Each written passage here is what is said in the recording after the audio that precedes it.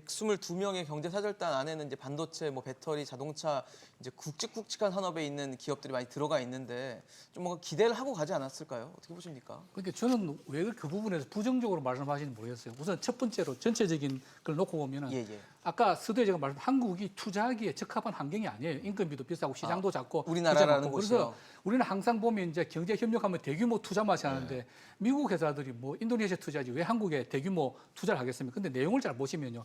이거는 미국과의 경제 협력은 절대 양으로 따져서는 안 됩니다. 질을 봐야 되거든요. 50건의 MOU가 체결이 됐는데 대부분 첨단 과학 기술 분야예요.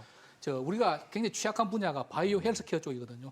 바이오 쪽이 23건의 이제 MOU가 있고, 그 다음에 아까 말씀하신 우주, 항공, 과학, 또 이제 반도체 이런 쪽도 장비 쪽이라든지 혹은 그 소프트웨어 쪽은 우리가 상당히 약하거든요. 그래서 물론 이제 MOU라고 하는 건 실제로 그게 사업화되는 거는 가능성은 보통 반 정도 이하로 떨어지긴 합니다만은 한 50여 건의 그 MOU를 체결했고 이런 것들이 이제 앞으로 잘 진행되기를, 즉 한국이 미국과 경제 협력을 통해서 바라는 것은 미국 기업이 한국에 대규모 투자해 주기를 바라는 것이 아니고 미국 기업이 갖고 있는 첨단 기술들을 가급적 우리가 이전받는 거거든요.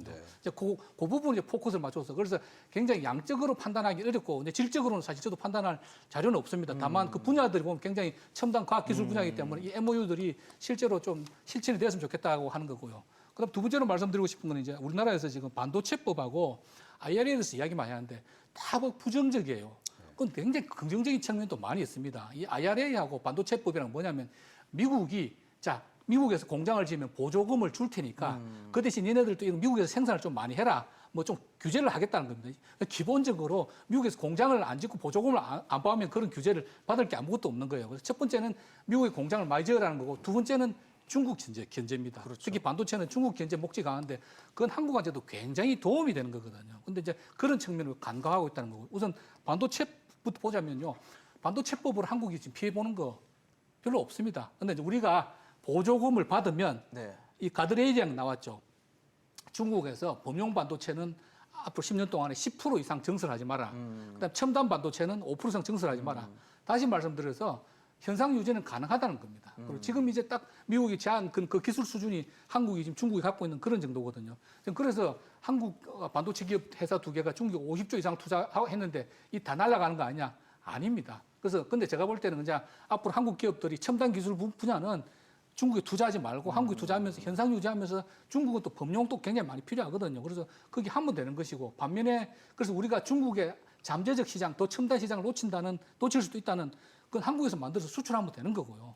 그다음에 이제 오히려 그 반대급부로서는 중국 기업들의 반도체 기업들, 토종 기업들 성장을 아예 미국이 실을 말려버리기 때문에 한국은 잠재적 경쟁자를 없앤다는 면에서 또 도움이 되는 면도 있습니다. 그렇기 때문에 반도체법 가지고 너무 부정적으로 말씀하시는 게 많은데 꼭 그런 것만 아니다라는 거고, 그다음에 IRA는 이제 전기차에 관련되는 건데, 그렇죠. 전기차는 한국이 두 개 분야 있잖아요. 완성자 부분이 있고 그다음에 이제 2차 전지 생산 회사인데 2차 전지 생산하는 회사들은 절대적으로 도움이 됩니다.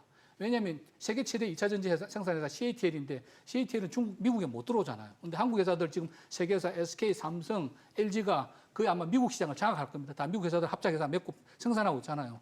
그리고 이제 법안은 어차피 통과된 게 우리 손은 못 대는 거고, 결국 시행규칙인데 시행규칙에서 미국이 양보를 꽤 했습니다. 그러니까 제일 문제가 됐던 게 북미에서 생산하는 부품은 문제가 없는데 부품에 들어간 광물을 미국이나 미국 FDA 생산 국가들을 해야 된다고 하는데 이번에 미국이 기준을 좀 완화해가지고 미국과 FTA 체결하지 않은 나라에서 생산한 채굴한 광물이라도 그걸 한국에서 가공해서 미국 공장에서 부품 조립하면은 그거는 괜찮다. 보조금 준다고 그랬어요. 미국에서 양보한 부분이고, 마찬가지로 지금 이제 완성차 부분도 사실은 현대기아차가 완성차가 지금 아직 생산 라인이 없기 때문에 보조금을 못 받고 있다는 안타까운 면이 있지만 또 상당히 미국 시장에서 굉장히 큰 포션 차지하는 게 상용차거든요. 상용차 부분은 한국에서 완성차를 조립해서 갖고 오더라도 예외를 인정해 주기로 한 겁니다. 그러니까 우리가 막 비판하냐 비판하는데 하나하나 시행규칙을 들어보면 한씩 둘씩 우리가 얻을 거는 나름대로 또 챙기고 있다. 그리고 김 교수님 말씀하셨지만 그게 한국 기업에만 배타적으로 불이익을 주는 것은 아니고요. 세계 모든 기업에 다 해당되는 독일차, 일본차 다 해당이 되는 겁니다. 그래서 대통령이 가가지고 법이 통과된 법을 바꿀 수는 없는 거고, 시행규칙 이런 것들 실무자들 계속 논의하고 있는데 그걸 대통령들이 뭐 공동성명이나 정상회담에서 발표할 수는 없는 거고요. 아쉽긴 하지만 조그마한 문제들 하나씩 둘씩 해결되고 있고 또 지금도 계속 논의 중에 있으니까 너무 비판을 위한 비판만 하지 말고 자세히 들여다보면 한국에 뭐 그렇게 언론에서 보도하는 것처럼 뭐 굉장히 나쁘게만 돌아가고 있냐 그건 아니라는 말씀도 좀 드리고 싶습니다. 어떠십니까? 정확하게 이제 바이든 대통령의 심경을 너무 잘 얘기해 주셔서 제가 반대로 얘기하면 네. 미국 LA 타임즈 기자예요. 전 미국 가면 한번 이분 햄버거 한번 사줄 생각인데 선거 질문했어요. 바이든 대통령한테 네. 왜 중국에서 반도체 생산 제한하는 정책이 한국에 피해를 준다고 생각 안 하느냐. 선거 질문했어요. 생각을 안 하느냐라고. 그렇지. 왜 그렇군요. 피해를 주는 네. 게 아니냐라고 이제 기자 질문하니까 바이든 대통령이 행설수설했어요. 처음에 뭐라고 얘기했느냐? 반도체법 중국 견제하기 위한 거 아니다. 이 전제부터 잘못됐죠. 중국 견제 안 하는데 왜 중국에다가 이 공장 못 짓게 하는. 못 짓게 네. 하고 물론 보조금 받는다라는 전제도 깔려 그렇죠. 있지만 예. 그럼에도 불구하고 이번에 돈 없는 건 뭐냐? 외신을 통해서 전해진 건 마이크론이 제재를 받을 경우 그 빈자리 한국이 메꾸지 말아달라는 거예요. 네, 네, 네. 선 넘은 거죠. 왜 미중 패권 전쟁에 한국 동맹국이 아닌 동맹국의 기업까지 껴넣습니까?